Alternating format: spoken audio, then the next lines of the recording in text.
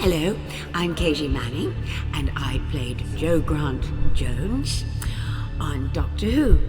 And you're listening to the Doctor Who Collectors Podcast. Go on, darlings, keep collecting. Larry, it's Fraser.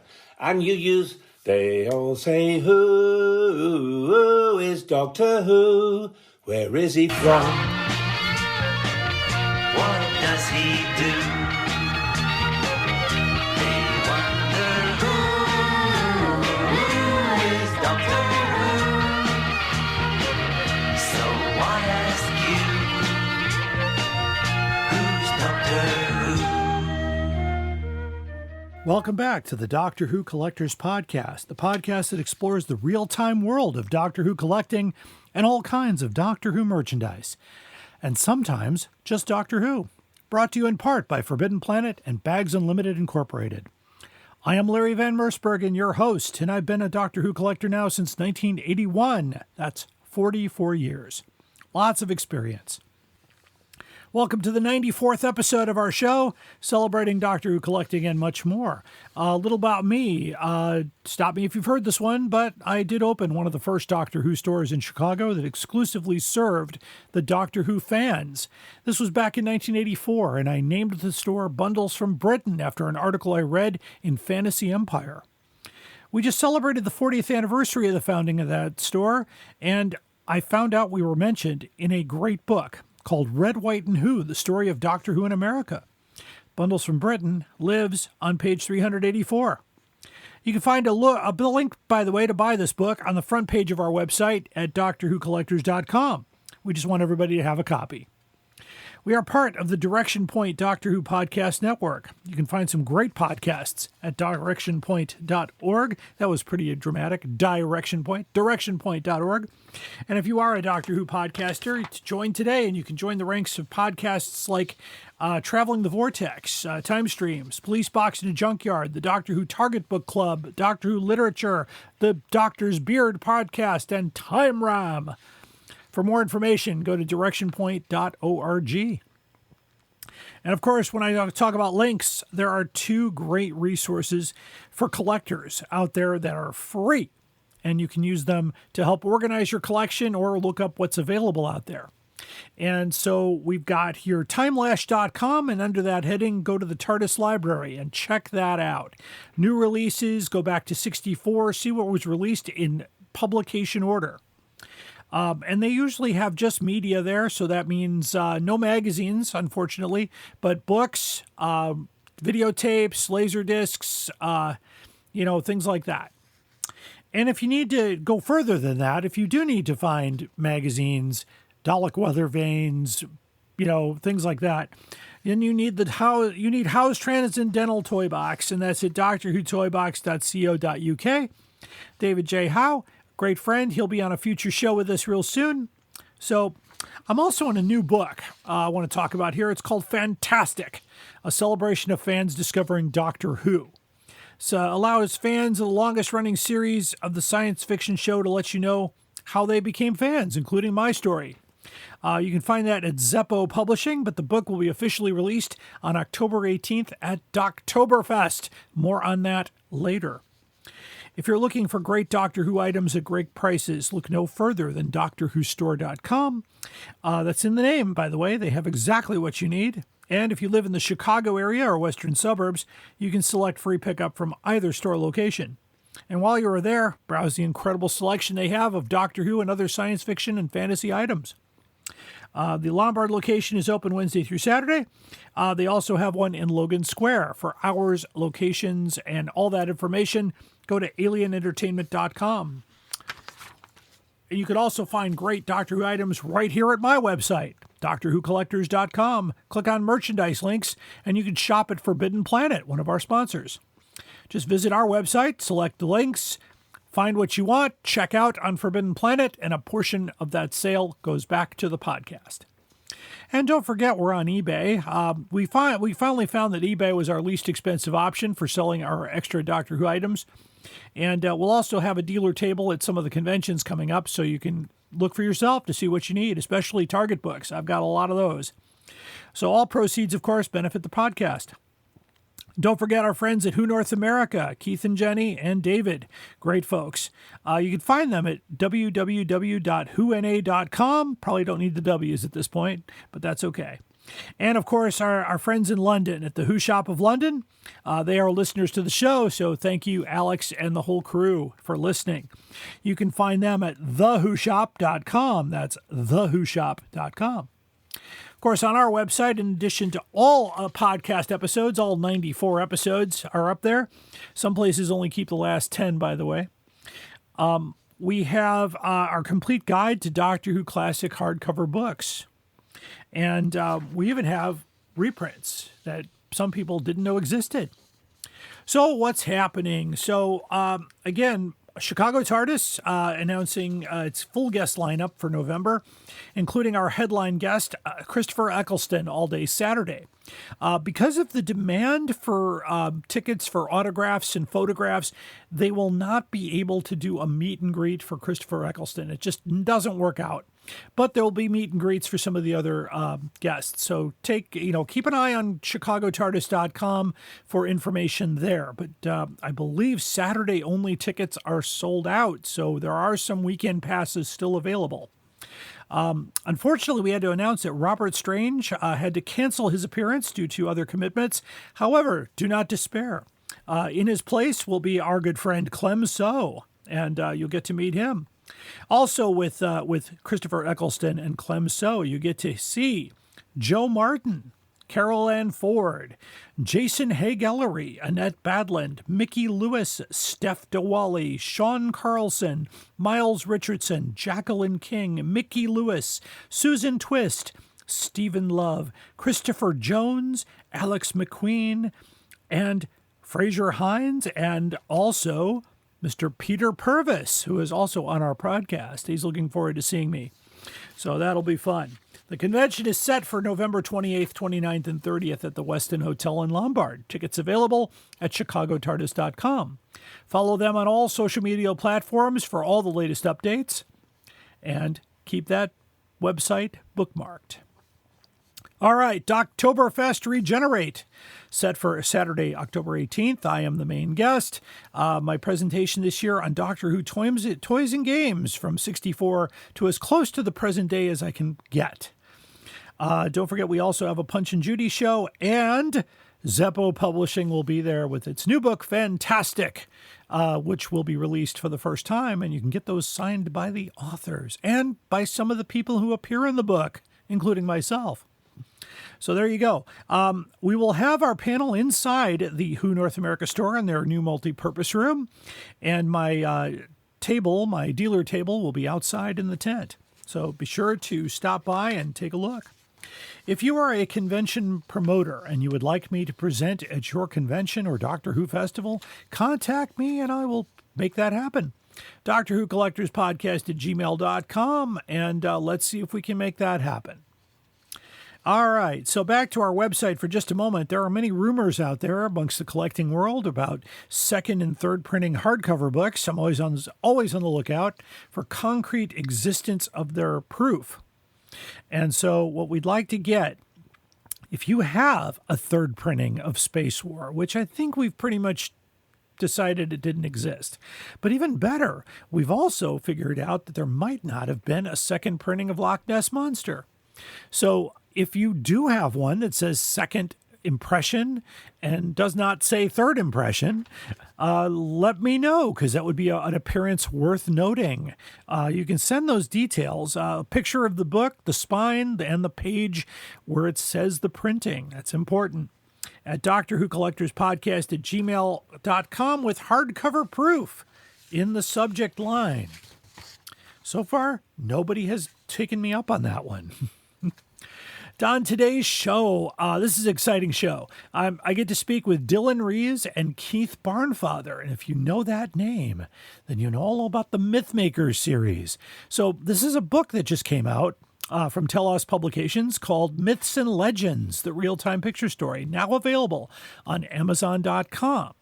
However, I should let you know the Amazon.com version has black and white photographs only.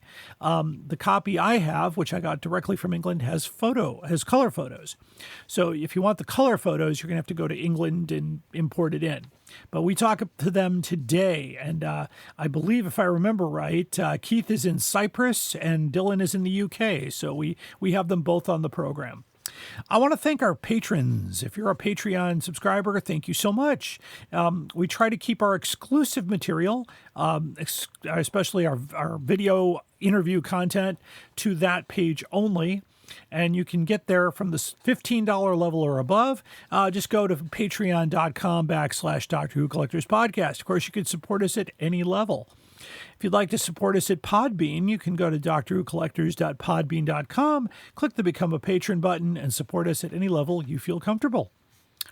Our theme song is Who's Doctor Who, composed by Barry Mason and Les Reed, performed by Fraser Hines. And by the way, the guitar on that is by Jimmy Page of Led Zeppelin. You can hear this podcast just about anywhere you get your podcasts, including Apple Podcasts, Pandora, iHeartRadio, and Podbean. And also, you can find this pretty much anywhere. If you type into your podcast provider, Doctor Who Collectors Podcast, we should come up. We are also a Direction Point Network podcast. After a quick break here, we will have My Time, then our main story, and of course, we will round it off with the most outrageous offer. Stay tuned. Traveling the Vortex. Are you ready to embark on an epic journey through time and space? Join the thousands of Whovians around the world who've discovered Traveling the Vortex, the ultimate Doctor Who podcast for die-hard fans and curious newcomers alike. Every week, we dive deep into the Whoniverse, discussing the episodes, theories, and hidden gems. We dissect the Doctor's adventures, share behind-the-scenes stories, and explore the legacy of this iconic show. Traveling the Vortex brings fans together, fostering a global community of Whovians. Whether you're a fan of classic or new Who, there's something for everyone.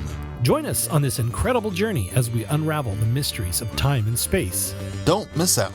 Subscribe to Traveling the Vortex today on your favorite podcast platform. Traveling the Vortex, your ticket to adventure awaits. Traveling the Vortex is a proud member of the Direction Point Podcast Network. You're listening to the Doctor Who Collectors Podcast. Keep collecting. Hi, I'm Juliet.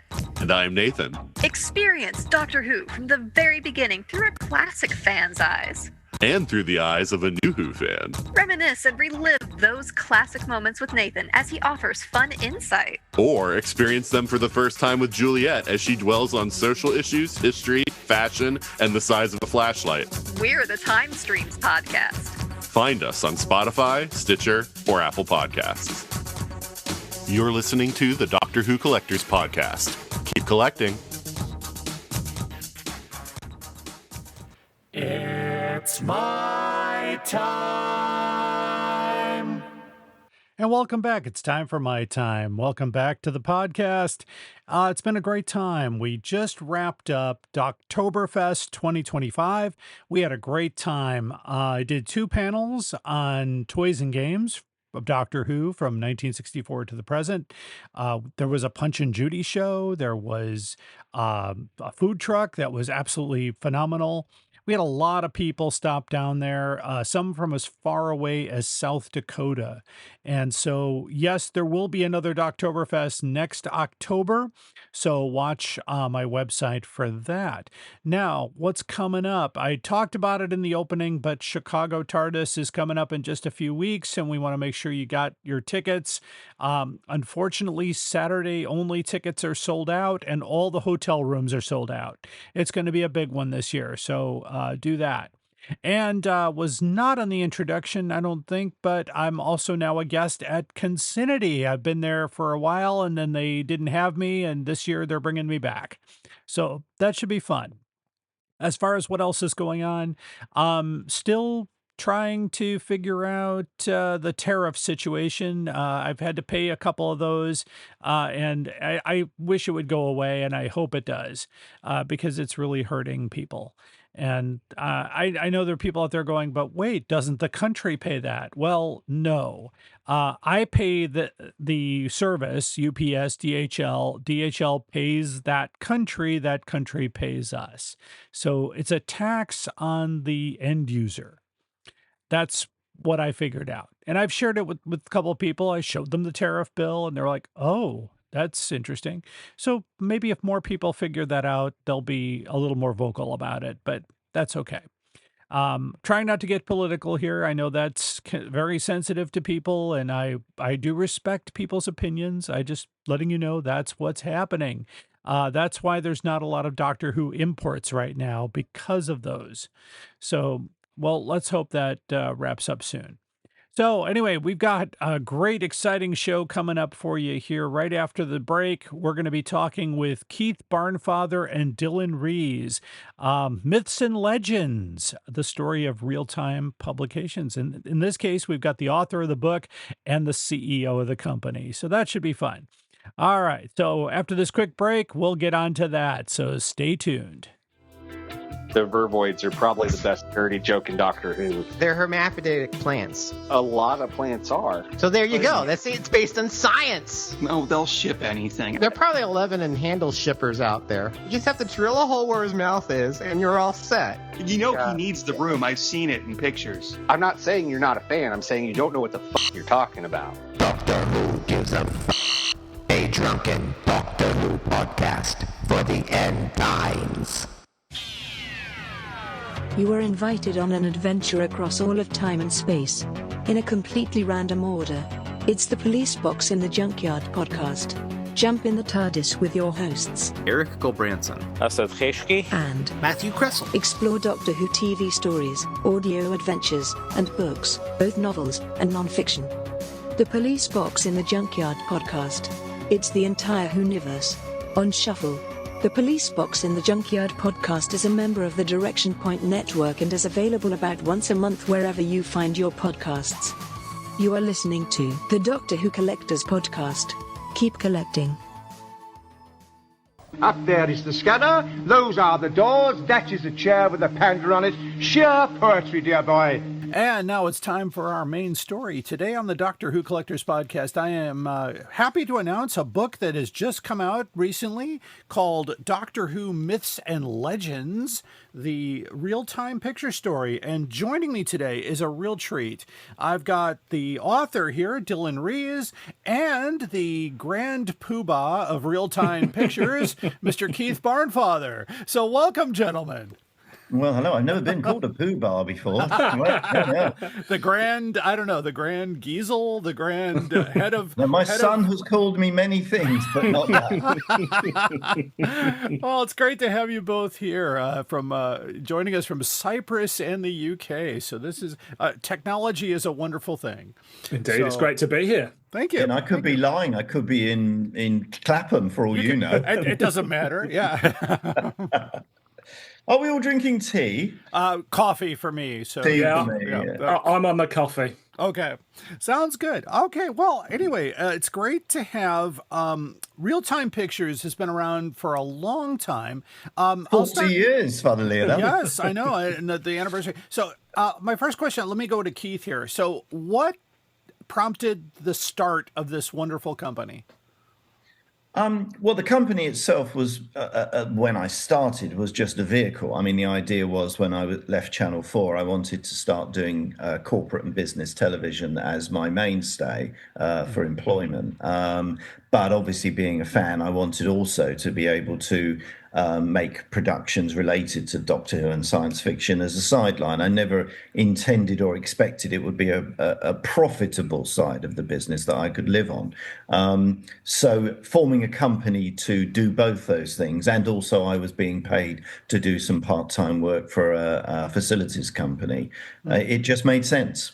So I bought a company off the shelf. We can do that in the UK, or at least we used to be able to do that. And then you just change the name and start trading. Yeah. Oh, that's fantastic. And I know as early, I'm going to say, well, the first Doctor Who related thing was in the mid 80s. Is that right? The first two productions were. This is where Dylan knows everything more than me now. Yes, that's true. He always did, but the first two Mythmakers were shot back to back at the end of '84, Dylan, weren't they? Yeah, correct. And then released in '85. Yeah. Okay, fantastic. And of course, Dylan Rees wrote the book Myths and Legends. So you probably do have a deeper background to the company than the head of the company itself. Yeah. So let me ask you, Dylan. So as what got you into Doctor Who and going down this path? I mean, I got into Doctor Who in 1989, which is in some ways a bad year to get into the show. Yes. But in other ways, it was sort of Doctor Who was a complete thing that you had to go out and find all the pieces of at that point.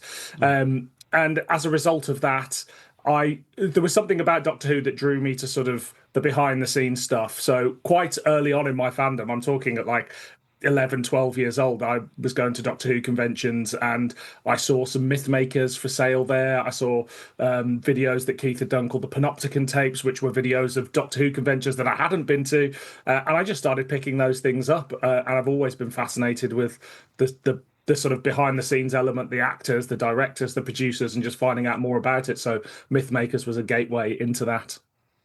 Yes, and for us here in the United States, we didn't get a lot of those, but I do remember picking up a VHS tape here of Time War back in the wartime. late 80s. Yes, wartime. Okay, it's all right. I'm not offended. Wartime. It's early, guys. Anyway, no, it's not. And it was nice. Keith signed this for me last year because Keith and I met at Oktoberfest last year in Canby, Indiana. Which crazy that it's taken so long for us to meet. Actually, really. Yeah, I know. 40 years. 40 years, and.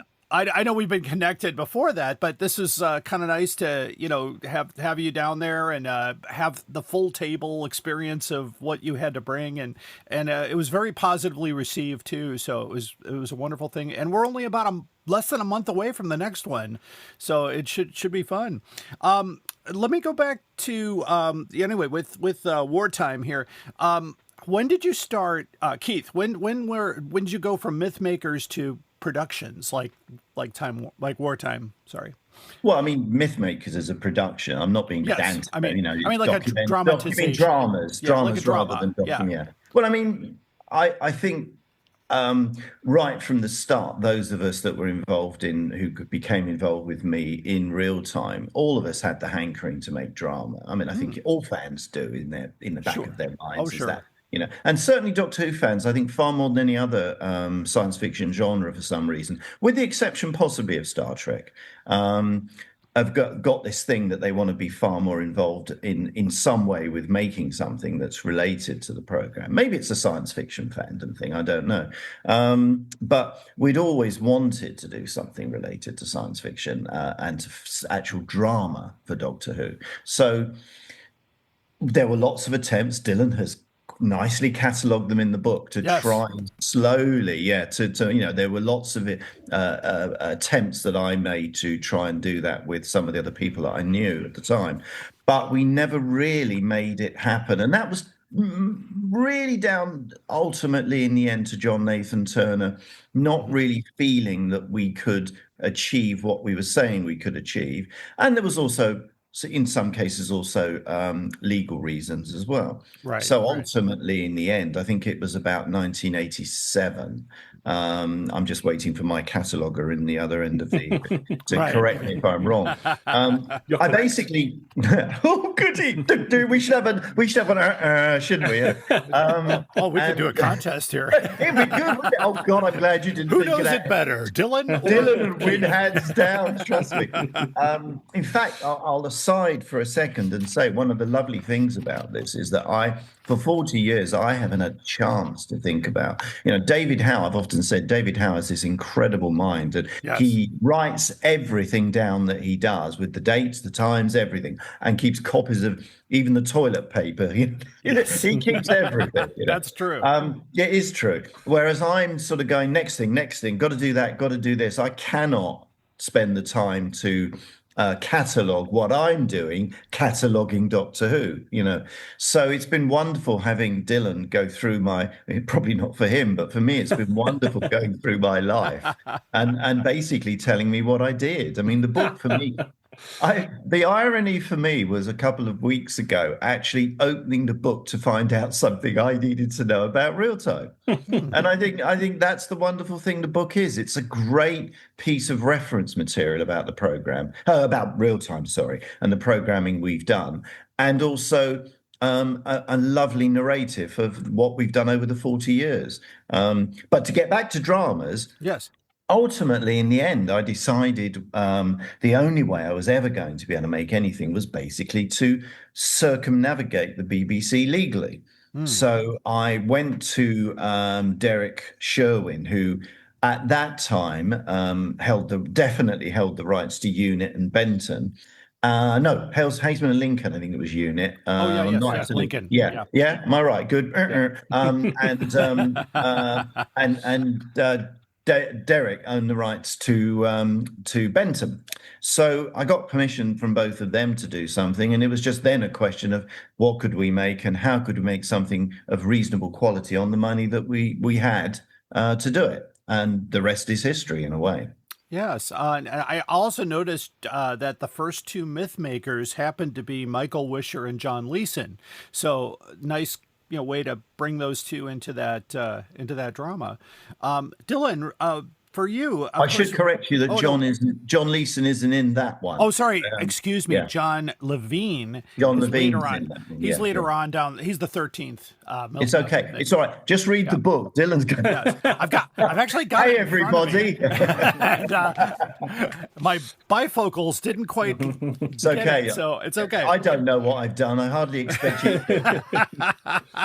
And I did read the book. It's a wonderful read. Dylan, just getting it into you, the myth and legend. So when you're doing your research, how did you separate the myth from the fact? Well, I mean, it was a lot of digging. So the first thing I had to do was basically watch Keith's entire back catalogue and output, which was a fantastic thing to do, but also, it's quite a big task to take on. Like, we're talking 250 odd productions there, some of which are half an hour, some of which exist in a half an hour and an hour long format. Some are an hour and a half. And so you've got to find time and then it's about piecing together who was involved in all of these things, who were the sort of mainstays at the start, who sort of came and went, who appeared later on. And so it was a thing of sort of weaving a narrative together in my own head, just from the productions. And Keith, when he released them on DVD, sort of recorded new intros for a lot of them. So that gave a lot of information. And then me and Keith just spoke a lot. I mean, sometimes we were speaking twice a day. It was booking in chats over Zoom like we're doing now and just going. And sometimes it was sort of I want to talk to you about, your childhood and your early career. And sometimes it was on this date, these two things seem to happen at the same time, but that can't be right. Can you remember? And he either did or he didn't. And then it'd be like, go to David J. Howe, go to this person, go to that. But just to try and, figure out the narrative. I mean, one of the things that we've talked about before, me and Keith, is that Mythmakers number 11, the slot was empty for ages. So you get Mythmakers 10 come out and Mythmakers 12. Mythmakers 11 was saved for Douglas Adams, but for various reasons that didn't happen. But there's no reason, if you don't have a complete catalogue, for you to sit there and go, oh, Mythmakers 11 came out later. You just wouldn't think it. You just go, well, that's the order it came out in. And so it's sort of unpicking those things and finding out the reason why. Yeah, and I noticed 11 is Victor Pemberton. So that's and it comes after 19. But yeah, that's how things go sometimes. And it would have been great to see Douglas Adams, I know, in that role, because he was such a brilliant comedic mind, not just comedic, but logical and knew a story from beginning to end. So Great stuff. And anyway, if anything is needed from David Howe, I'm seeing him next Saturday for his new book. Listeners, Who Me is coming out, and another Tell Us publication. We'll be talking to him on the next episode. Amazing. Yes, but my book came out first. That's right. That's why we're doing this now. And this episode comes out before that one. So yes. There you go. Yes. Yes. It's not a competition, Keith. It's not a competition. Oh, no. Of course it's not. It is. Of course it's not. Oh, this is awesome. I should point out to everybody that David and I and Dylan, we're all great mates. Oh, so of course. Yes. We're only joking. Okay. And so let me put this out here for you, Dylan, again here. So anything that surprised you or was unexpected that you discovered about Reeltime during your research? It wasn't so much that there was lots of unexpected things in terms of the company. We certainly dug out a lot of old artwork and photos and things that I'd never seen. So in that respect, that was sort of unexpected. At the same time, watching through the catalogue of mythmakers, there were people like Jack Pitt and Ian Collier and Barbara Clegg, who I'd never really seen interviewed before, who all said things about the show and about people involved in the show that I wasn't really expecting to hear. And you kind of think, with classic Doctor Who being so old now, that you sort of know it all. And this information that Keith has catalogued in his Mythmakers and his documentaries and all these things has been out there for a long time, but for whatever reason, you personally or other people haven't picked up on. So it just goes to show for me that you could still learn something new about the show that you think you know so well. And I like the shelves behind me are full of books on Doctor Who, so I'm pretty well versed in most of Doctor Who. But it just goes to show there's still stories to be told about the show, about the fans of the show, about the whole culture that surrounds the show. And that's the sort of thing that really interests me and what I wanted to get into at the heart of the book. Well, that's great, because I know that's true, because I know I'm surrounded by 1,000 books on Doctor Who and various things. And every time I talk to someone, like when I did my interview with Peter Purvis a couple of years ago, and he told me stuff that I had never heard before and stuff that was just coming back into his memory about his beers with William Hartnell that were like, wow, that's really interesting. And it's something that's never been written down.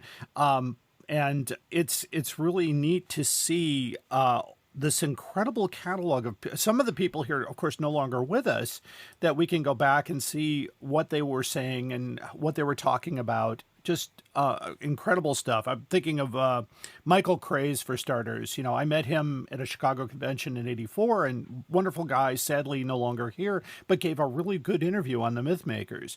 You know, did a really good thing and gave us a lot of insight into what his thoughts were, which we can't access anymore. So this is definitely something that's important in the historical record of the show. And, Keith is to be thanked for that. It's a wonderful thing.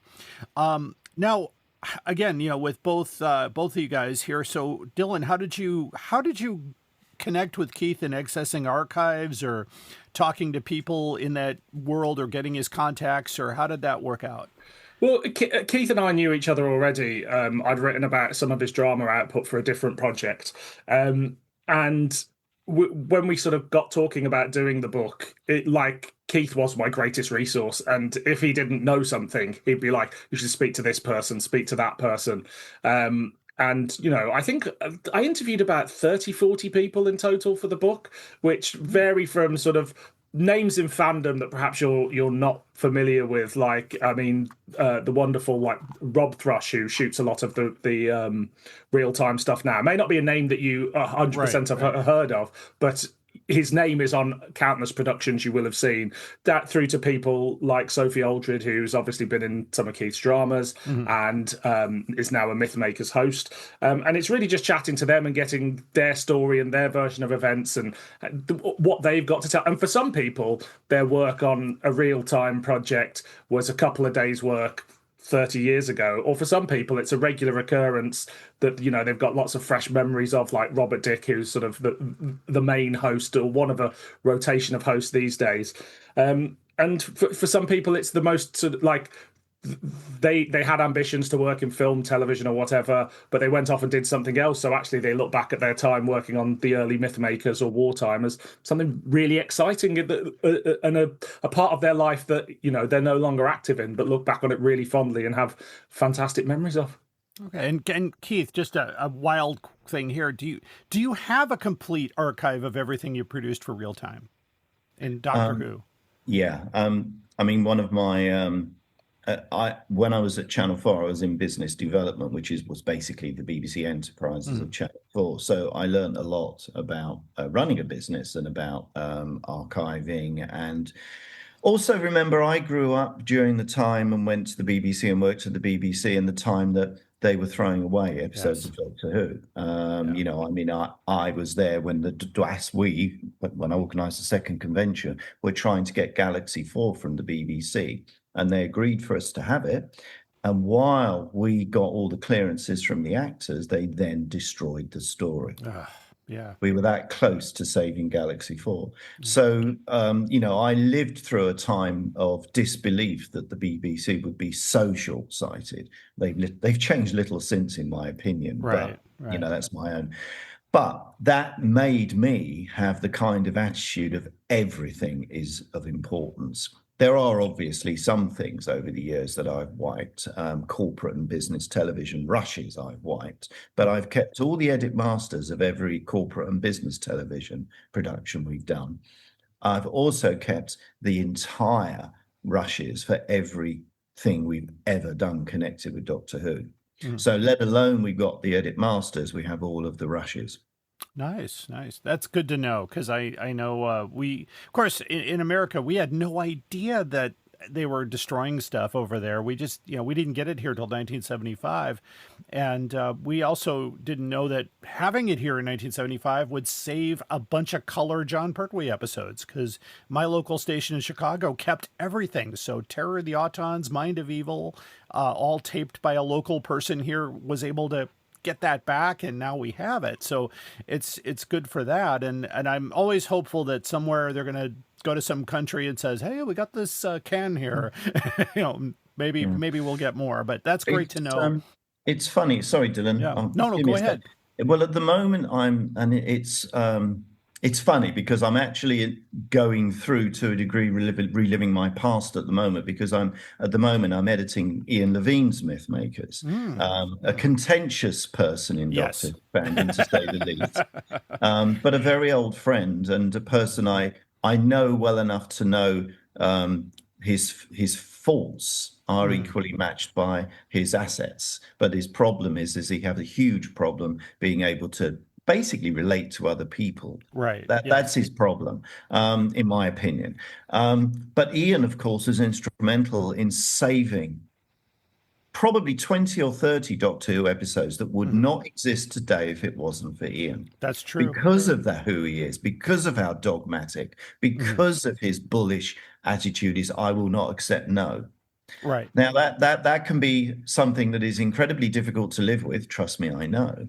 But it is also an asset that made it possible to save all those episodes. He tells in his Mythmakers about going to the Brentford Film Library, the Enterprises Library, and stopping them junking 3 Doctor Who stories they were about to destroy. If he hadn't have gone in that day, because he was actually buying Doctor Who episodes at the time, they would no longer exist. Right. This is the crazy thing that the BBC were doing. There was this woman, I've forgotten her name, who arbitrarily was just junking not just Doctor Who, television programs, because they had this finite library, and she was given carte blanche to decide what to get rid of because they'll never need it again. And Ian said again, because I'm in the middle of it, it's obviously at the front of my mind, he said to her one day, VHS had just started at this point, he said, one day, I'm telling you, these programs will appear in the high street in Woolworths and WH Smith's, and people will buy them. And she laughed at him. He definitely a visionary. Yeah. In many ways, Ian was. I mean, Yeah. he's now, as you know, gone on to controversially and technically illegally recreating Doctor Who episodes using AI. I'm not going to offer an opinion on that, but it obviously does make his Mythmakers very interesting to watch, and that'll be out in about a month. I bet. He also gives a very interesting. What I find with the Mythmakers, this is what I was going to say, Dylan. I'd be interested in what Dylan says on this. Sure. What Mythmakers does is, because we've interviewed so many people, it gives different views of the same situation.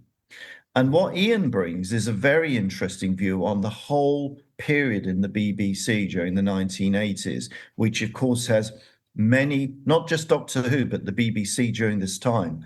A lot of controversial things went on. And that is equally true within Doctor Who production. And he lays a bit of that bare, but I obviously in the editing try to make sure none of it's litigious. Right. I can't wait to see that one, because I am interested in learning more about that. I've spoken with Mr. Levine a couple of times. I know he's not exactly the friendliest person in the world, but he was at least cordial to me and all that. And I've seen a couple of those AIs, and I would say they're not bad, but there's certainly not something. I think my attitude has always been, as Dylan knows, is that I firmly believe that there's a place for everybody and everything. Yes.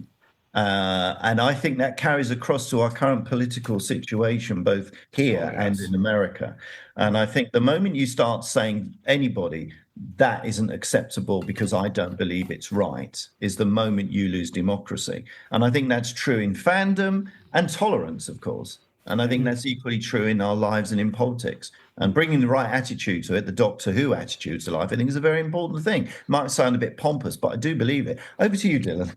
Well, I mean, you're Dylan. Go ahead. Yeah. I spoke to Ian for the book, and he has a unique perspective. But he had a lot of interesting things to bring, and a lot of positivity to bring about Downtime, the production he worked on. And he's somebody that really cares about Doctor Who. As you said, Keith, from your point of view, perhaps he doesn't quite know how to relate that to people. But he only does it because he loves the show. It's just his mannerism sometimes, and his manner sometimes, tick people off on the wrong way. But I had a lovely chat with him for an hour or so, and it was really great. And as you say, I haven't seen Ian's Mythmakers yet, but I imagine, you take a few snippets of Ian's Mythmakers, a few snippets of Eric Saywood's, and a few snippets of John Nathan Turner's, and you're getting three very different perspectives on the same era of the show. And I think it's important that we get all those perspectives, because they are people's perspectives. It's very hard if you've lived through something to be 100% objective about it, even 20, 30, 40 years later. So from that, hopefully we can draw a balanced line of what actually went on from hearing all those different voices. And that is interesting, because I one of the earliest memories I have in 1984, we had the largest convention in the world here in Chicago, the Ultimate Celebration. And one of the events I attended, when John Nathan Turner walked into the room, Tom Baker left. And would not be in the same room with him. That happened to several occasions, including at the hotel bar. Tom was having a drink. John A. walked in, and Tom said, "I'm gone." Yeah, but fast forward 15 years, and they were the greatest of buddies, drinking in Soho and what have you. So time is a great healer, and so's perspective. Yeah, things do change, and it was quite something. And okay, going on to another thing here, and first to Keith. Reeltime was producing the Doctor Who spin-off media long before we did these expanded universes, Battle of Land and Sea and things, and Torchwood and Class. What do you think you gave any inspiration to those projects? I think it would be somewhat arrogant to think that they wouldn't have happened if Reeltime hadn't existed. I would perhaps, and I think it would be fair to say that we were groundbreaking. I'm not saying the ground was very big; it was very small, a little tiny piece of ground. But we did definitely lead the way. I mean, Reeltime has probably done most things that the BBC did later before they did.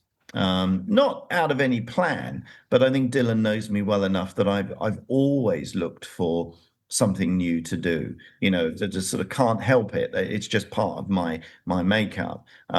So I've been like doing live myth makers, which we've done over the last 3 or 4 years. I've been wanting to do that for a long time, and the opportunity finally arose. Whether the BBC would have not got into doing VAM or special features on their DVDs. When we did the first Mythmakers, the BBC were releasing Doctor Who on VHS just as episodes. Right. They were doing nothing else. So what we were doing was original. No one was making material available to fans from behind the scenes. And obviously, I'm sure the BBC would have got round to that eventually. I'm sure they would have done. It's not a unique idea. But whether we influenced what they were doing, and perhaps some of the attitudes about making documentaries like we made Return to Devil's End. And I think you can see a direct link between that and some of the BBC behind the scenes documentaries that came later. But whether they would have done that anyway, Downtime, there's a lot. You could look at Downtime in the Doctor Who movie and see a lot that then came into Doctor Who later. Yes. Again, that might have happened anyway. It's just style of production. Remember, Doctor Who was always shot in a multi-camera studio environment, 99% of the time. We were shooting Downtime single camera on location. And that's, of course, something they pretty much did, at least single camera, in Doctor Who when it came back in 2005. So some of it is just coincidence, but I do think perhaps some of it, it's difficult for me to be objective, but I would say some of that has come from what we've done. And of course, the BBC have used, ironically, the BBC have used much of our footage over the years in their own value-added material. With the latest documentary about Ian Marter, our interview with him being used extensively in Chris Chapman's special feature in the next Blu-ray set, which is a great honor to me and to Reeltime. Yeah. Well, I thinking about Downtime, you introduced Kate Lethbridge-Stewart, who is now a canon character in Doctor Who, and that's been pointed out in many publications, including the book here. So, I think it goes without saying that without doing these spin-offs, we wouldn't have this idea, hey, let's do a spin-off on this. Let's do this direction and that. And I imagine more will come as time goes on, because more of these characters, especially, we might even see Benton come back. We might see somebody come back if John Levine's up for it. I don't know, but that's how it goes. It's really a wonderful, and I love Downtime. I think it's one of my favorites from the early days. Dylan, anything in your research to suggest that tie? I don't think there was anything necessarily to suggest it, but I can't believe. I think for me, Reeltime proved that it was possible, as you say, with something like Return to Devil's End. Devil's End, yeah. Yeah, there is a lineage there between the VAM we get, because generally people thought of making of documentaries as you shoot them while you're making the thing. So from a Doctor Who point of view, we've got Who's Doctor Who, and we've got the Silver Nemesis PBS documentary. But to do a retrospective documentary on a singular Doctor Who story, if you'd had said that to somebody in 1993, they probably would have gone, well, that's ridiculous. And then sure enough, it happens. And just to prove that it's possible, and that's what I think is the interesting thing about Reeltime and Keith, is that he just went out there and did it and made these things, and other people followed on the way. There have been other people that have tried to launch a regular video series of interviews and or documentary output on Doctor Who, on other shows, and for whatever reason, after one or two, they just sort of drift away. But I mean, this it's not just the archive perspective, it's proving that it's possible. And from a drama point of view, I think Downtime feels a lot more like a new series Doctor Who story than a classic series Doctor Who story. And I'm not saying Russell T Davies sat down, watched Downtime and went, I know how to do it in 2005, but these things also, they just sit. If you're a Doctor Who fan, as a lot of the people making Doctor Who now are, and all of the restoration team and the people who work on the VAM and things like that are, these things are just burned into your psyche of this is how we do things in the Doctor Who world, and so it's, even if it's not a acknowledged inspiration, it's somewhere that there subconsciously.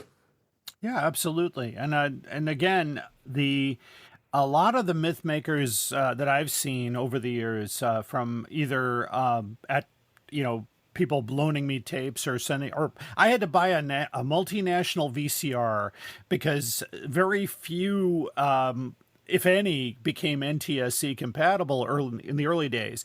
But it was nice to see those. Even they were kind of jumpy and whatnot, but it was wonderful to see some of these early interviews, especially with like the Carol Ann Ford one was a good one back in the day here. Tom Baker's was good. And going to Tom Baker, the Who on Earth is Tom Baker is probably one of the most funny things I've ever seen. So, Keith, how did that one come about? And I'll do another aside and then come back to it. I will come to it, but again, you pushed a button. I do remember talking. I don't remember which actor it was, but I remember talking to an actor before we did their Myth Makers, and they said, "But if I do a Myth Makers, everybody will know all my stories." And they'll hear them over and over again. And I say them at conventions all the time. But if they're on video as well, people will get bored listening to them. Oh. And I've told this story now so many times that I'm worried that people like your viewers go, "Oh God, he's telling that story again." So apologies, everybody, but I have to say it the way it is. Okay, so I was working on my corporate side. I was working for an American company, actually, called McDonnell Douglas Information Systems, and they were a UK subsidiary of McDonnell Douglas. And I worked for them for about 12 years doing corporate and business television for them. But obviously, when I was working for them, we were doing documentaries. And it got to a point where we needed a really good voiceover on one of their productions. And I thought, so I said to the guy who was my contact, Paul Haynes, and I knew he was a science fiction fan. I said, "Paul, we need a voice with gravitas for this. We need someone whose voice will be recognized and people will go, ooh, and they'll be pulled into it." I said, "What about Tom Baker?" And he went, "Great, love it. I'd well like to meet him." So we employed Tom on about 3 occasions for 2 different clients, actually, to do voiceover work. And Tom didn't remember me from the BBC because why would he? I was one of 100 faces, 1,000 faces he would have met.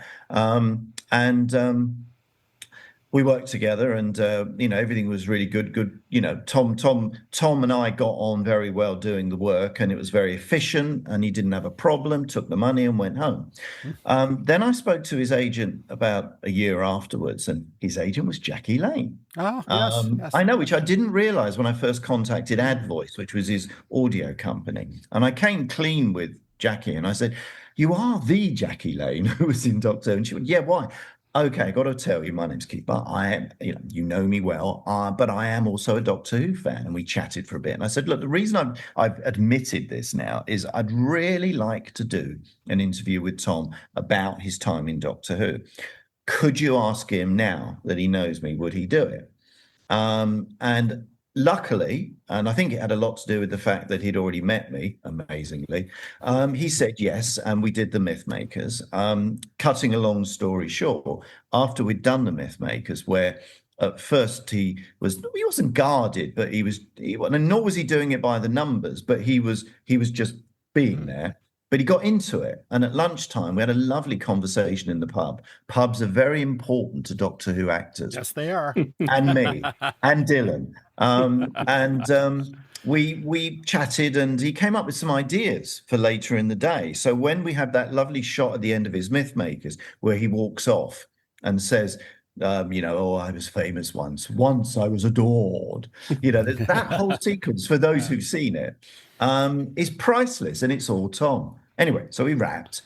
And one of the greatest compliments that's ever been paid to me was that he contacted me, he and his wife, Sue Gerrard, contacted me, I don't know how much longer later, maybe 3 or 4 months, and said, "Would you like to shoot a documentary with us where we do a documentary which we have in mind, you film it, we make it, and you release it?" And I thought for about a nanosecond and immediately said yes.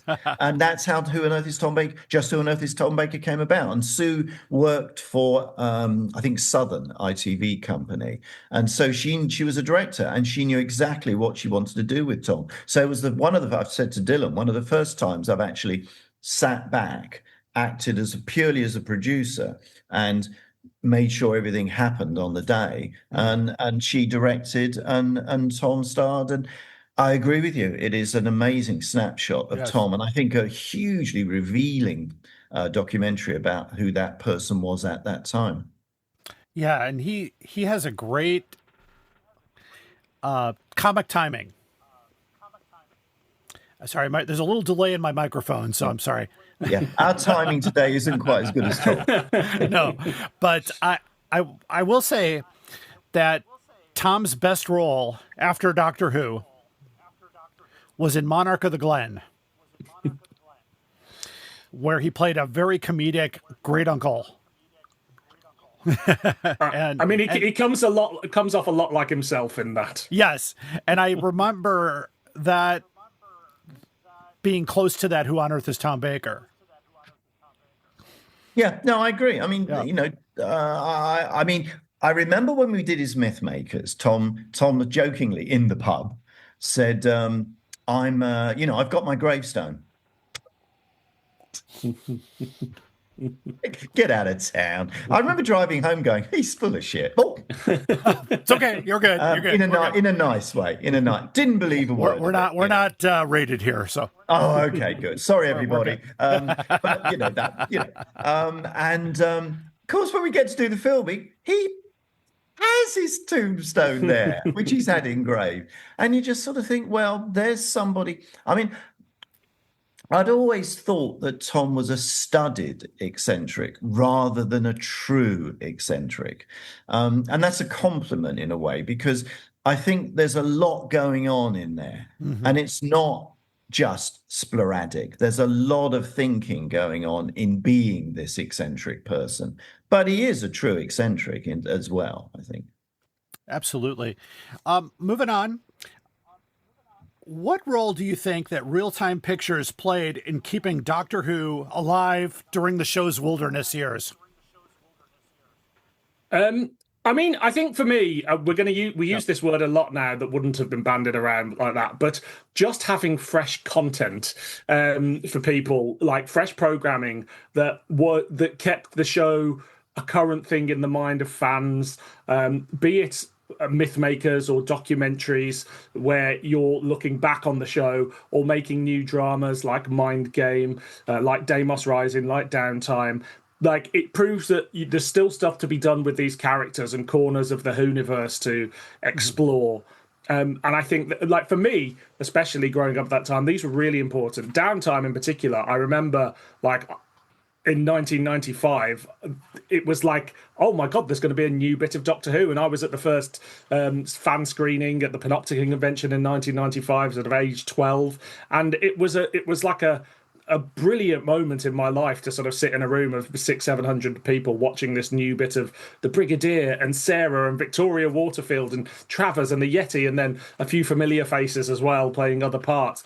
And it was so exciting. And like, this is pre-Big Finish, this is the nearest you were going to get to these characters, and there's certainly a lineage from something like Downtime to Big Finish in terms of showing, this is possible, that Doctor Who fans can make a professional product for less money than a professional broadcaster and get some fantastic results, I think. So did sales pick up during that period? Well, I think it's more down to the period we all live in. I mean, when we started, there was nothing out there that we were doing, so sales were bouncy. They were quite good. They built, to level that we don't get now. But what you've got to bear in mind is that now, I wouldn't say there's competition, but if you bear in mind that every Doctor Who that's released by the BBC has tons of VAM material on it, value-added material for anybody that doesn't know the expression, special features. And so we're not doing anything unique anymore in that area. So I'm not expecting to get the same amount of sales now than I did when I started. Certainly, they stayed buoyant during the wilderness years, and we were seeing good sales. But I would also say that as the wilderness years progressed, the sales were beginning to drop away. I know, speaking to Jason, Hilary, and Nick, that their sales initially, when the program came back from Big Finish, dropped, but in fact they then went up again. Yes. So it didn't affect them too much. I think what we do now to keep sales at least. One of the other the other thing that's changed is when I started, I would have to hire cameraman and kit and an edit suite, because these things you couldn't afford to have in your home. It would have been 30, 40, 50,000 pounds to own all of it. Not even today, that's a lot of money. Yes. But now you can own a camera, you can own an edit suite in your home. You can probably put all that together for, if you're really careful, maybe 1,000, 1,500 quid. So now it's possible to make programming with a lot less money. And that means you can do more than you could have done in the past. So the drop in the amount of sales that you get isn't quite as dramatic and as difficult to deal with as it would have been if you were still encountering the same costs. If that makes any sense to everybody. So what I do now is I try to concentrate on things that the BBC just would never do, like Doctor on Display, the series of DVDs we've been doing on the history of exhibitions. He has one there. What a man.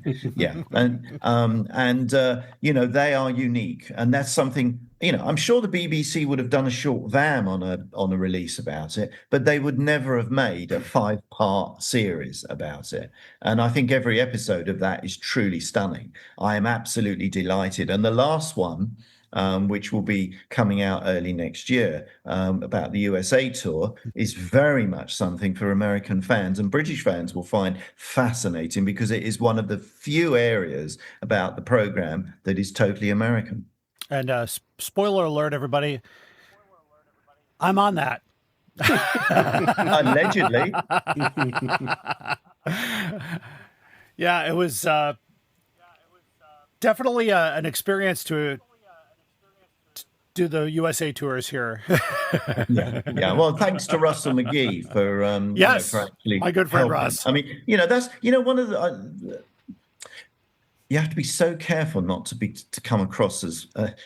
I've never been known for my modesty, but at the same time, I don't want to come across as some kind of arrogant 4-letter word.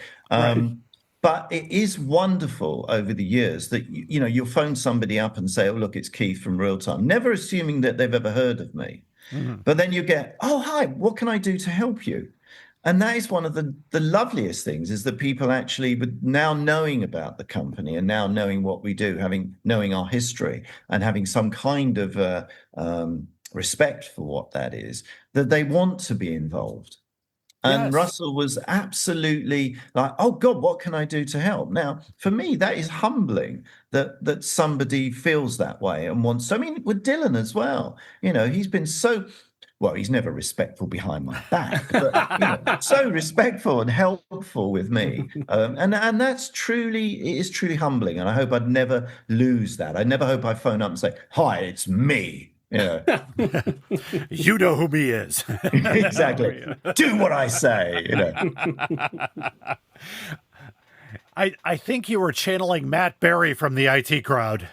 I say nothing. Yes.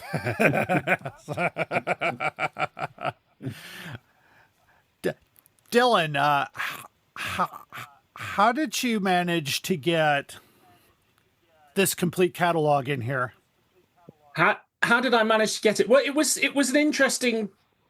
So yeah, there was a bit of squeezing. I like the first thing I had to do, as I said, was sort of go through the whole catalogue, and inevitably you have more to say about some productions than you do others. Like John Pertwee's Mythmakers, for instance. You may think, well, that's just a sort of a standard Talking Heads interview in a couple of different locations. But actually, when you find out sort of the mood, how John was on the day, how like Nick's sort of trepidation, the different people involved in making that production, you actually get 3 or 4 pages out of that is interesting stuff in a way that you're not, with perhaps an interview recorded in a few hours at the Capitol convention, which is a really good interview, but there isn't a huge amount to say on that. So it's really about the production sort of dictating how much space they need. There was a point early on where I'd written about 4 or 5 chapters and I was at 100,000 words, and I really had to sort of pull back from there. But that was, I kind of needed to get it out to see what the book shouldn't be, if that makes sense. And then from that point, I was able to shrink that, and then I really knew what I was doing for the rest of it. But I did things like all the different re-releases. I compared where the edit points and things like that were, and that's how my brain works. But at the same time, nobody wants to read that. Although, since saying that in an interview, I've had one person get in touch and go, "Have you still got those notes? I'd love to know the differences." I'm like, I don't think I have, unfortunately. But... Well, that always opens the door for a sequel. Here it comes. Book 2.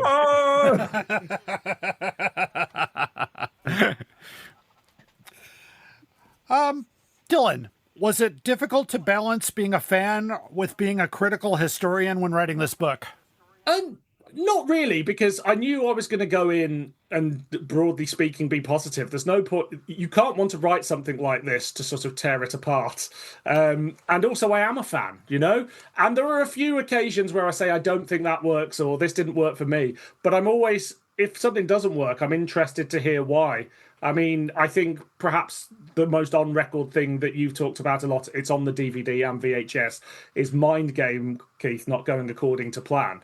And, so on one hand, I'm not going to give Mind Game the most favourable review because it's got certain issues. But then those issues are documented within... I'm not nasty about it, but, the production has some shortcomings that...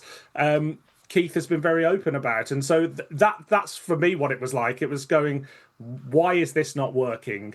And I think it's probably, you could probably count on one hand the things that I'm negative about in the book, But yeah, I'm a fan of these things, and I'm not sort of blowing smoke either. They're good productions, and they're important things for us Doctor Who fans to have. So I'm not going to sit there and mock the hairstyles of somebody in the 80s because it was a different time, or people have different opposing views to the show from my own, but I'm not going to say that their view is wrong or that the production is wrong for letting them air that view. The production's about that person and their views, Oh, absolutely. And just for the record, I had hair down to my shoulders in the 80s, so I know it doesn't look like it now, but that's how it goes. I know what you mean. Yes. It's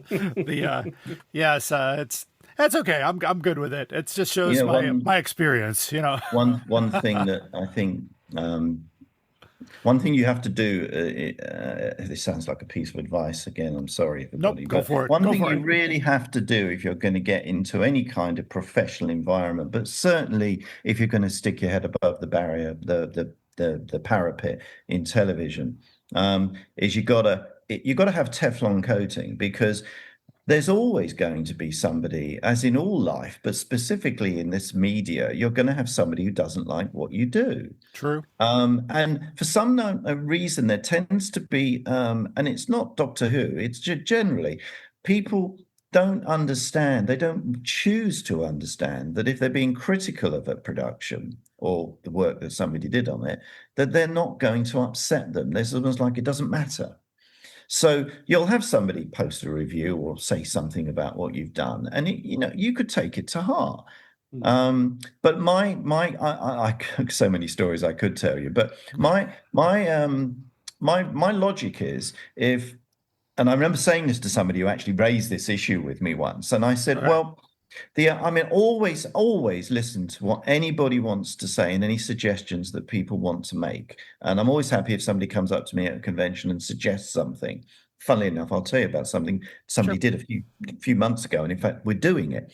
But ultimately, it's if people are spending their money to buy what you do, that to me is all I need to know, because that means that I'm doing something right. And you have to follow your own hearts in this. You know, I can't be somebody else and do what they want. I have to look at whatever projects I'm thinking of and say, this works for me. And it seems that over the years, that generally, mostly has been something that most fans who buy our productions have followed me with. But I'll always listen. And the example is, I was at a convention, I think a British one, about a year ago. And if the person who did this wants to get in touch with me on Messenger or something, I'll be very grateful, because I need to do a with thanks to. And he came up to me, and I get this all the time. You know, somebody goes, you know what you should do, Keith? Yeah. You must have a lot of footage from Return to Devil's End that you didn't use in the edit, because you were filming for 2 days, weren't you? Yeah. Well, why don't you do an edit of all the footage that wasn't used? Because I would love to see that. And I went, yeah, okay, yeah. Oh, no, thanks, great idea. And then I walked away. I mean, I was very polite about it, and I was very grateful for the. But I walked away, and a bit later I thought, that's not a bad idea. I would like to actually watch all the rushes again, because we only used one. Like, we would do a load of interview, which we cut a lot out of, but we also did lots of walkie-talkie takes of them walking around the village, and we only used one of each. And of course, they said different things each time, or they made mistakes and we all laughed and we had to start again. Now, I wouldn't mind seeing that.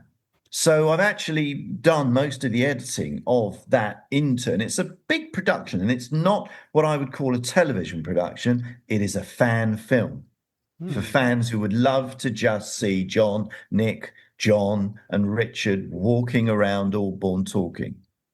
I've just got to do the links with Nick Briggs at some point, and we'll have that out. But that's it. You've always got to listen.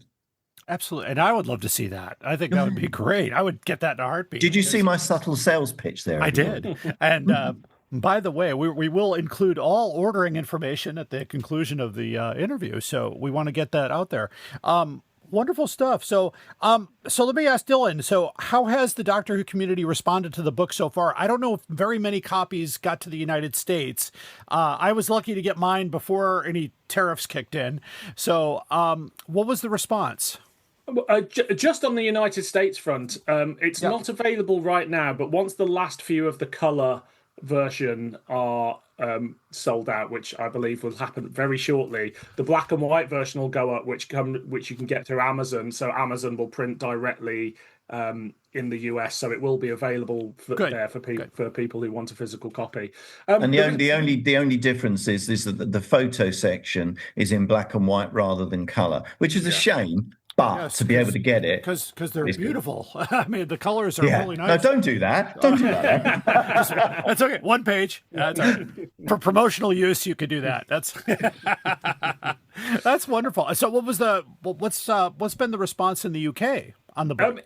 It's been really, really positive. I think, I've been blown away with just how many sort of direct messages and stuff I've had from people going, oh, I'm really enjoying the book, and I've pulled out my old VHSs, or I've ordered this off Time Travel TV, or I'm streaming this off Time Travel TV. And I just think it's, because obviously Reeltime has a core fan base that this has tapped into, but sometimes as Doctor Who fans, you buy these things, you watch them once, you put them on the shelf, and perhaps you don't come back to it, or you come back to it again. So I think there's been a real, what I'm seeing is just renewed interest in revisiting their collections and their archive, and going, oh, it's so nice to watch these things again, which has been really great. And everybody's been very positive and just really enjoying it. Well, as a collector, I've noticed, since I track eBay sales, I've noticed a lot more old Mythmakers tapes coming up for sale in the last couple of months, and trending.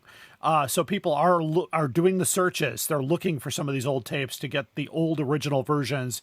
As part of their collection, I'm sure that's something that I hear from people going, "Hey, where can I get these early things?" I said, "Well, I don't know. You might have to search the auction sites or wherever, but because the originals are long gone." But I was lucky to hold on to some of mine, like my copy of Wartime. I've had since I bought it, and I remember handing this to you, Keith, last year, and you were like, "Oh my gosh!" Yeah, I remember. And pushed me into a corner and shoved a pen in my I did, face. yeah, I did. Well, actually, it was a tent, but okay, fair point. That's okay. But it's such a wonderful thing because I really enjoyed watching it, and I watched it several times, and I even I know you were very persuasive to sell me the update, so that was really nice. I look forward to that as well. And I know U.S. fans, the black and white version will be available soon. But if you want to pay a little extra and get it from Telos, you can do that as well. Because I think he literally might have 10 or 11 copies left. So if there's anybody there who really wants that to get that, and I am not selling them for him, and I don't get a commission. I actually know that there are virtually none left. But I think the issue that's coming out through Amazon is going to be essentially exactly the same, and the content is still there. Yeah, and that's what everybody wants. They want the content. I also want to point out, too, the cover by Alex Storer is really nice, and I had Alex on the show not long ago because I did one of his other books, and I really love how the cover came out. How was Alex employed here for this? Was that you, Dylan, or Keith, or who? It's a bit of a mixture. I mean, I got to know Alex through doing the Doctor on Displays. I've had a really, well, actually, one of the people who works on the BBC VAMs, who was doing my Steve Broster, has been doing my inlays for years, but he had a real problem. He was so busy with his daytime job and doing VAM for the BBC. And he actually said to me at one point, "I want to do them for you every once in a while, but if you could find somebody else who could do some as well, I'd be really grateful." When we did Doctor on Display, of course, Alex is a professional graphics designer as well. I asked him, would he be interested in doing the inlays for the DVDs? And the range of inlays, the one you showed, The Greatest Show in the Galaxy, all of those designs are his designs. He did the series of designs, and I love them, and I really enjoyed working with him. And David Howe, the publisher at Telos, who did the book, and Dylan and I all talked about it and said, Alex would be brilliant to do the cover for this. And him, I mean, this whole thing, Dylan did all the real work, but the rest of us all sort of chipped in with bits and pieces of it. And the cover is absolutely a collaborative effort of all of us. Yes. My favorite image here is you talking to Syl here. That's not Syl. It's an actor called Nabil. I know Nabil, but still, it just looks great. Yeah, I love it's that. I have to be honest, it's one of my favorite shots because I actually look intelligent in it, Yes.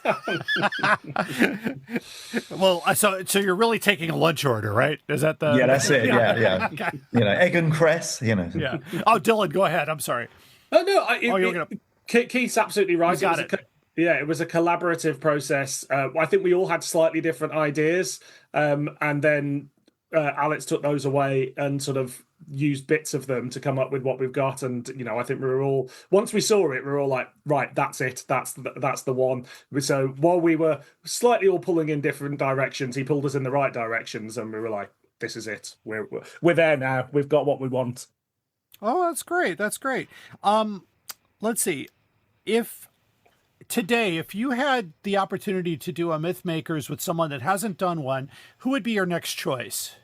Oh, that's easy. There's only one no, there are three people left from Classic Who that I think would be de rigueur.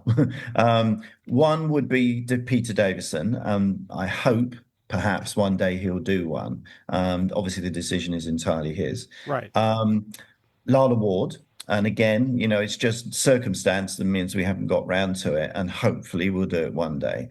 But the one that is the top of the list, and I pray will happen in the next couple of months, is Maureen O'Brien. Oh, yes. And really, that's it then. I mean, that doesn't mean we're going to stop. I keep saying, I feel Mythmakers has reached the end of its lifespan in terms of, because New Who has so been covered by so many productions. All of the actors have said so much. I don't honestly think there's a place for Mythmakers in New Who. Not in the way that it existed with Classic Who. Right. But that doesn't mean that it won't happen. But it does mean that I see that side of things just calming down a bit, and not so many. And we'll perhaps concentrate more on specials. Okay, sounds good. Dylan, are there any future projects with you that you're working on right now that you could talk about? Not Doctor Who related, no. I have a few ideas, but I'm taking a little break on that front because I'm getting married next year. And Congratulations! I can't start writing a new book in that time because I won't end up getting married. But beyond that, I do a Doctor Who podcast called Doctor Who Too Hot for TV, which looks at anything Doctor Who that isn't the TV show, so books, real-time productions, Big Finish. But you haven't interviewed me yet. Well, I've interviewed you many times, Keith. Oh, yeah, I forgot. I started the podcast about the same time as I started researching this book, and so I purposely didn't really do many real-time things because I was like, I'm already writing about this. But now the book's done, Right. we'll start covering that. But generally, it's me and a guest. We pick two random or connected bits of Doctor Who ephemera and talk about them. And so where can listeners find your podcast? Wherever you get your podcasts, Apple, Spotify, all those. I believe they call them podcatchers, although I'm not sure why. Yeah, I don't know either. I'm on all of those too, so it's wonderful wonderful stuff. Keith, where can people in the UK and the US buy from Reeltime Pictures? Well, I think the other big thing that's changed over the last 5 or 6, 7 years is the ability to download and stream. Right. And I think what I would say to everybody out there, if they're interested in anything that we've done, we're not licensed BBC products, so I don't think you need to collect physically. Okay, that doesn't mean you can't, and I will carry on producing our products in DVD, in NTSC and PAL, and ship to the world as long as people want them. But I would say Mythmakers in particular, and most of our product, why not stream it or download it and build your collection on your hard drive? Because frankly, the information is the most important thing. And because it's not a licensed product, it's not really necessary to be part of your Doctor Who physical collection. I'm not saying that you shouldn't buy a drama from us, perhaps on Blu-ray or DVD, but the option to download and stream in America means you can buy anything from us straight off our website and watch it at not unreasonable prices, really. I have to agree. And that's at www.timetraveltv.com. And we'll have that link on our website as well as links to Dylan's podcast. I want to thank both of you guys for being on the show today. This was a lot of fun. It's been great to be here. Silence. Well, it may have been for you. I might have to put crickets over that. Crickets. Maybe we could do a quick edit there, and Dylan and I'll just jump in and go, "Oh yes, this was great for us too." Yeah. No, it's been a riot. It's been a riot. I really wish I was at Doctoberfest, but I am not wealthy enough to fly out to every convention. It was great having you there last year. It was a lot of fun. It was. Just the listeners, I'm actually the head guest this year at Doctoberfest, so I'll be Well, that's not right, Larry. I know. Well, I see it this way. We had Sophie Aldred, Keith Barnfather, and now me. So it's just a natural order of things, I think. It's just as we go down to and they're really and it'll be a lot of fun. We're presenting Doctor Who toys and games from 1964 to the present, which I have a pretty good. I don't have the largest collection in the world. In fact, the guys that do are coming over here later. They're in the Guinness Book. William and Lee Thompson Oh, I know of them. Yeah. Yes, they actually did the work and all this. I did a podcast on them, and it was just amazing to learn what they did. But they have even twice what I have, and I've been doing this for 44 years. So it's been quite nice. But gentlemen, thank you so much for being here today. It was great to have you, Keith and Dylan. Thank you so much. And the book, everybody, is Doctor Who Myths and Legends, the Reeltime Pictures Story. And you can get the limited copies left at telos.co.uk or hang on for Amazon in the United States to get the black and white copy. Thank you, gentlemen. Thank you. Cheers, it's been a pleasure. And listeners, please stay tuned for the most outrageous offer. We are going on a journey, a very long journey, through the world of the Target novelizations in publication order. Every week, we are looking at a new book, talking about Terrence Dicks, Malcolm Hulke, and all our Doctor Who novelization friends. Whatever you do, keep turning the pages. This is Jason Miller of the Doctor Who Literature Podcast, a member of the Direction Point Podcast Network, and you are listening to the Doctor Who Collectors Podcast. Keep collecting. Hello, fellow time travelers, and welcome to the Doctor Who Target Book Club podcast, the only podcast to discuss, in story order, all the Doctor Who novelizations. My name is Tony Whitt, and every 2 weeks or so, I'm joined by a 2 to 3 person discussion panel, including our so-called expert who's been a Who fan since 1979. That would be me. We also get the views of intermediate, casual, and novice fans who either have never seen the show or who have never read these books until these podcasts, including Dalton Hughes and Alison Fitz-Seyfried. You can find us on iTunes, Stitcher, or wherever you find good podcasts, or even ones like ours. You're listening to the Doctor Who Collectors Podcast on the Direction Point Podcast Network. Keep collecting. All my travellings throughout the universe, I have battled against evil, against power-mad conspirators. I should have stayed here. The oldest civilization. Decadent, degenerate, and rotten to the core. Power-mad conspirators, Daleks, Sontarans, Cybermen. They're still in the nursery compared to us. 10 million years of absolute power. That's what it takes to be really corrupt. And now it's time for the most outrageous offer. The most outrageous offer is a Doctor Who item or Doctor Who related item that appears to be priced way beyond what it should be, or absolutely crazy expensive for no reason at all, except for somebody being absolutely greedy and unknowledgeable about the product. This happens way too often out here. I get way too many of these. Well, today we have a Target book. The Target book is Doctor Who Silver Nemesis by Kevin Clark, published in '93. This is there was no hardcover of Silver Nemesis. Only one Sylvester McCoy made it to hardcover, and that's Time in the Ronnie. So, this is sold by Toscana Books out of Austin, Texas, with a 5-star seller review. They've been online here. This is from Abe Books, which is the majority of where I get these. But anyway, let's talk about this. This is a brand new copy of Silver Nemesis. $4.30 shipping within the United States, but they're asking for $1,492.78, which is completely odd because this is in the United States and it's got an odd price. So my guess is this is probably a grand mistake. No, you don't need to pay that. We looked around just on Abe Books. I didn't bother going anywhere else, but the lowest price I found here was for a new copy for $5.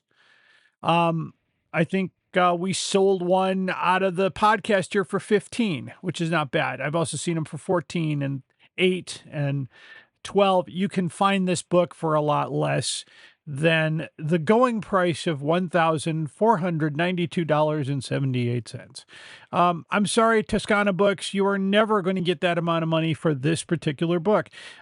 Yes, these later books are a little bit harder to find, but not terribly hard to find, because I just found 15 of them, and they're all under, $10. So there you go. I don't understand. I think other major retail stores, I know DoctorWhoStore.com has it, and there you go. So that's, that wraps it up. So let's wrap it up for that. That's the most outrageous offer, and let's wrap it up for the Doctor Who Collectors Podcast. I want to thank my guests today, Dylan Rees and Keith Barnfather. Great to have them both on there. I've met Keith in person last year. Great guy, and we became really good friends. Anyway, next episode, we're going to have a conversation with the great David J. Howe. Yes, he's been here before, and we're going to talk about his book, Who Me? And until then, follow us on TikTok and keep collecting.